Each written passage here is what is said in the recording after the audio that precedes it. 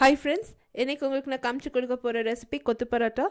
இந்த கொத்து பரோட்டா வந்து நீங்கள் லெஃப்ட் ஓவர் பரோட்டாஸில் பண்ணலாம், இல்லை சப்பாத்தியில் பண்ணலாம். உங்களுக்கு ஏற்ற மாதிரி நீங்கள் வந்து இது ஆல்டர்னேட் பண்ணலாம். ஈவன் டொட்டிலாஸ் லெஃப்ட் ஓவர் டொட்டிலாஸ் வீட்டில் இருந்ததுன்னா அதில் கூட செய்யலாம்.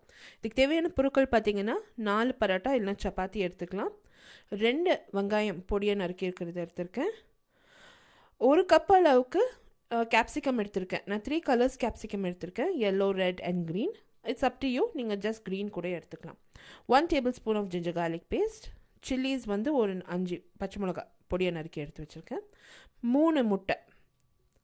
மட்டன் அல்லது சிக்கன் இல்லைன்னா நீங்கள் வெஜிடபிள் குருமா கூட இதுக்கு யூஸ் பண்ணிக்கலாம்.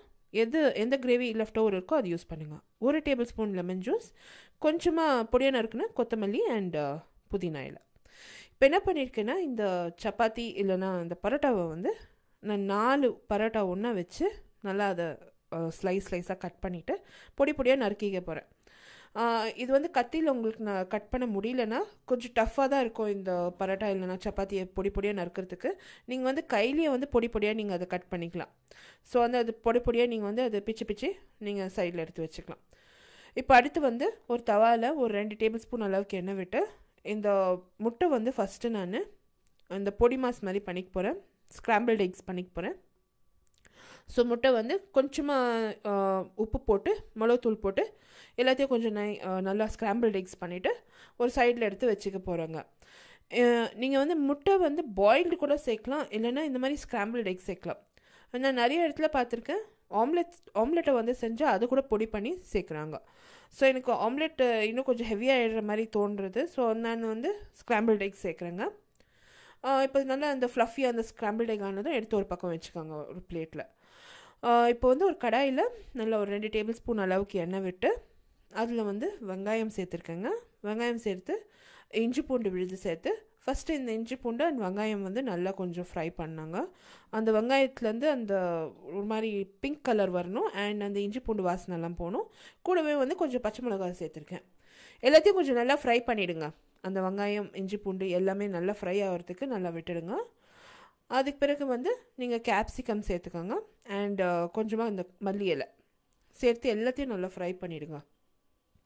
இந்த ரெசிபியின் டீட்டெயில் பார்த்தீங்கன்னா என்னோடய ப்ளாகில் இருக்குங்க. ப்ளாக் லிங்க் வந்து நான் கீழே டிஸ்கிரிப்ஷன் பாக்ஸில் போஸ்ட் பண்ணுறேன். அதே டைமில் என்னோடய இங்கிலீஷ் சேனலில் கூட நீங்கள் ஃபாலோ பண்ணலாம். இங்கிலீஷ் சேனலில் வந்து நான் ரெஸ்டாரண்ட் ரிவ்யூஸ் நிறைய போஸ்ட் பண்ணிகிட்டே இருக்கேன், ப்ராடக்ட் ரிவ்யூஸ் எல்லாம் போஸ்ட் பண்ணிகிட்டே இருக்கேன். கண்டிப்பாக இங்கிலீஷ் சேனலையும் விசிட் பண்ணி சப்ஸ்கிரைப் பண்ணுங்கள். எல்லா லிங்க்ஸுமே நான் டிஸ்கிரிப்ஷன் பாக்ஸில் போஸ்ட் பண்ணுறேன். என்னை வந்து ஃபேஸ்புக்கில் ஃபாலோ பண்ணுங்கள். Regular updates and lot of tips நான் கொடுத்துட்டே இருக்கேன். கண்டிப்பாக ஃபேஸ்புக்கில் கூட என்னை ஃபாலோ பண்ணுங்கள். இஃப் யூர் ட்விட்டர் ஃபாலோவர் கண்டிப்பாக என்ன ட்விட்டரில் ஆட் பண்ணுங்கள். இப்போ பார்த்தீங்கன்னா அந்த கொஞ்சமாக உப்பு சேர்த்துருக்கேன் அண்ட் அந்த லெஃப்ட் ஓவர் சிக்கன் கிரேவி சேர்த்து எல்லாத்தையும் நல்லா மிக்ஸ் பண்ணிட போகிறேங்க. இந்த மசாலா வந்து கொஞ்சம் நல்லா ஃப்ரை பண்ணிவிட்டு இப்போ வந்து இதில் நான் அந்த சப்பாத்தி வந்து சேர்த்துக்க போகிறேன். நல்லா பொடியாக நறுக்கி வச்சுருக்க சப்பாத்தியை சேர்த்துக்க போகிறேன். இப்போ பார்த்தீங்கன்னா அந்த எண்ணெய்லாம் கொஞ்சம் நல்லா மேலே தேர்ந்து வந்திருக்கு. இப்போது அதில் வந்து அந்த பொடியாக நறுக்கி வச்சுருக்க அந்த சப்பாத்தியை சேர்த்து மிக்ஸ் பண்ணிட வேண்டியது தான். இந்த ரெசிபி அவ்வளோ ஈஸியாக நம்ம வீட்லேயே செய்யலாம் அண்ட் ஹெல்த்தியாகவும் இருக்கும். நம்ம வீட்டில் வந்து ஹைஜீனிக்காகவும் நம்ம செய்வோம். ஸோ கண்டிப்பாக வந்து வீட்லேயே இந்த ஆணை மட்டுக்கும் செஞ்சு நீங்கள் சாப்பிடுங்க. வெளியெல்லாம் சாப்பிட்றது வந்து அவ்வளோவா நாட் அட்வைசபிள் அண்ட் எஸ்பெஷலி இந்த ரெய்னி சீசனுக்கு இந்த மாதிரியெல்லாம் ஒரு ஐட்டம்ஸ் க்ரேவ் பண்ண தோணும். கண்டிப்பாக இந்த ரெசிபி நீங்கள் வீட்டில் ஈஸியாக செய்யலாங்க. பரோட்டா ரெசிபி கூட நான் கீழே டிஸ்கிரிப்ஷன் பாக்ஸில் போஸ்ட் பண்ணுறேன். நான் வந்து போன மாதம் தான் போஸ்ட் பண்ணேன் பரோட்டா ரெசிபி. கண்டிப்பாக இந்த பரோட்டா ரெசிபியும் பார்த்து நீங்கள் செய்யுங்க.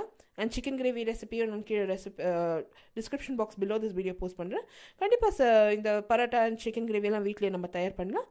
பார்த்து நீங்கள் அந்த ரெசிபியை ட்ரை பண்ணுங்கள். இப்போ பார்த்தீங்கன்னா அந்த எக்கும் சேர்த்துட்டு அந்த பரோட்டா எல்லாம் நல்லா மிக்ஸ் பண்ணிட்டாங்க. நல்லா கொஞ்சம் ஹீட்டாக விட்டுட்டு லைம் ஜூஸ் புழிஞ்சு மேலே வந்து கொஞ்சம் மல்லி எல்லாம் தூவி அதை சர்வ் பண்ண வேண்டியது தான். இப்போ நான் சர்வ் பண்ணிட்டாங்க.